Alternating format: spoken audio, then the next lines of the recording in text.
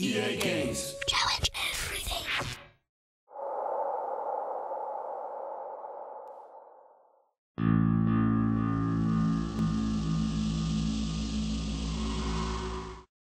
Okay, here we are at town, close to the beginning of the game, and Stranger can talk to himself at any time with one GameSpeak button, and this will tell you what your short-term goals are. Need to find that bounty store. Now, if he talks to other characters... Pardon? You tell me where the bounty store is? Now what do I look like to you? An information kiosk? Get out of here. They won't always be helpful, but usually you can get some information out of them. Hey, I need to find that bounty store. Yeah, might want to look for the big sign that says Bounty Store. What's your problem? Sit down now, you stinky took all ruffled up.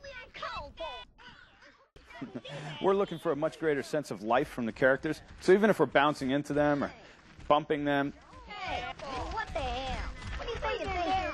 we always want more entertainment and we always want more life. Now, you saw when I started to abuse the characters, they got a little upset. If I push that a little further...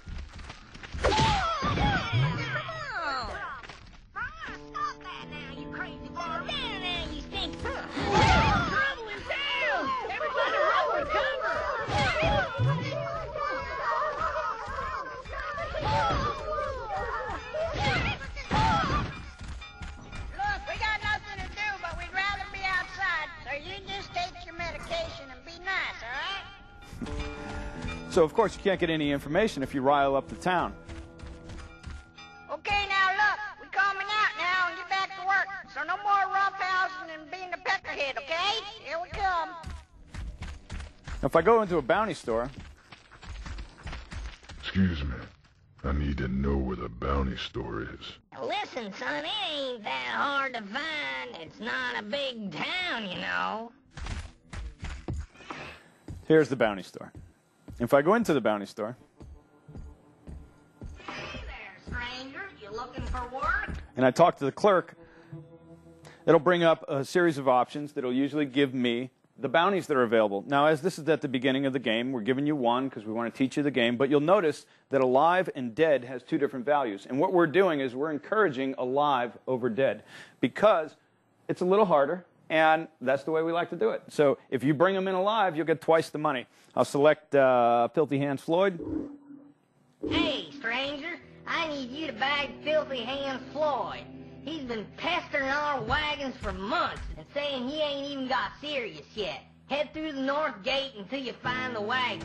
Safely, I hope. So if you listen to what the clerks have to say, they usually give you hints about what to do. And as I come back outside, after my objective has changed, because I've just received a bounty, now my self-speak will change. Yeah, I gotta find the north gate. Get us up to Filthy Hands Floyd. So now this is a little later. Stranger's got his bow. He has a double-barrel crossbow. And when we say live ammo, what we mean is he shoots living critters, meaning he hunts them, but he also shoots them off his bow. This right here, right now, is a surge bug. And if I pull the trigger, it squeezes out an electrical bolt. The faster I pull, the more automatic. If I hold the trigger, it does an electrical surge. And I can use this to hunt little critters. And when I see little critters in the environment, they'll run away, but I'll hunt them. And when I hunt them and knock them out, and I pick them up, You're fucking killing me, brother. they become part of my ammo supply. I'll find some of them crawling around on the ground. I'll find others flying around. It's a thud slug. Some others crawling. Spiders. Each of these has a different purpose, and each of these plays differently on the enemies. I'll show you how that works, and we're heading there now. We also have some basic platformer-ish moves, not because it's a platformer, but we want you to be able to navigate very organic-feeling environments. We heard you was coming, stranger. You better regret ever coming around our hideout. You'll also notice I got a sniper shooting at me right now. If Stranger takes damage, you can shake it off so long as you have stamina. Stamina slowly generates over time, and it can also be gained by bountying guys. So I can shake off to regenerate my health so long as I have stamina. And once I get more weapons in the game, one of the things I can buy is a sniper scope. It has depth of field on it, and I can focus in on my target.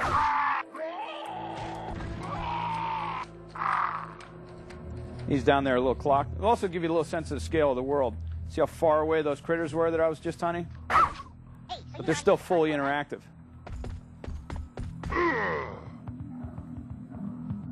Moving right along. You might have got past my brother, stranger. But you ain't getting past me. Now here's one of the nice features about first to third. Normally, if I were in first person, I'd have to come out and risk myself to get a shot in on this guy. But in third person, I can stay safe, see where my enemies are, almost align my shot, go into third person, charge up, and knock the guy out of his sniper position. Now, to bounty guys, I have a high-pressure bounty can, and I just walked up to them, hit the X button, and I bountied a guy. But he was dead because I knocked him out of a position and he fell to his death. Therefore, I only got half the value for him. I got $5. My melee attacks will help me break destructibles. I'll find hazards in the environment, like punji stick traps. I'll find other destructibles that if I break, they can alter my navigation, offer me new paths.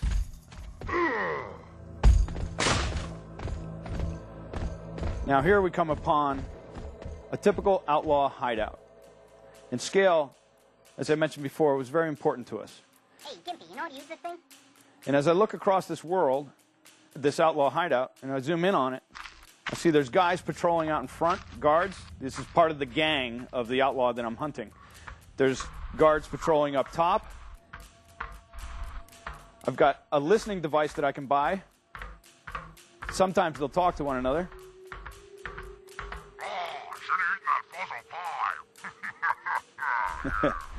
Puzzle pie. And sometimes that information is valuable if you just look around and listen, eavesdrop in on conversations. So there's a lot of outlaws that are protecting this hideout. You also notice the world is highly destructible. I've got one guy up here. He's far enough away from the others that I could probably take him out without causing an alert. But it did wake up this guy. Now he's looking around, but he's not going to find the guy that I shot because he's in a different location. So it'll just, in a little while, he'll just settle back down. In the meantime, I want to show you how live ammo weapon works. And if I was to go and try and approach this place through the main gate, I'd have a hell of a fight on my hands. So I'm going to show you some stealth abilities. Put a couple more ammo first.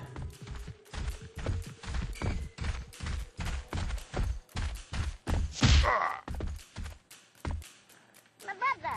What are you doing, my brother? I still got my outlaws out in front here. Now here's something I can use to my advantage. I'll find it in the environment. This is hide zones. If I step into tall grass, I'll see a hidden icon appear. And that lets me know that, for the most part, I'm invisible to enemies, but they'd have to get really close to see me.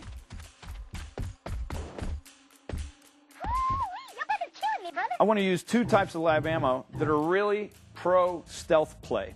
And that is the chip punk, and we call him the chip punk because he talks a lot of shit and that really pisses off enemies, and a spider bullet. And what the spider bullet does is wrap guys up. So I can bait a guy towards me by using the chip punk. Stupid varmint! Rodents, I hate rodents. I'll pull him a little farther in so he's into the grass and away from where anyone could see him. And I'll hit him with the spider bullet. Bound and gagged. I can pick him up for twice the value because he was alive.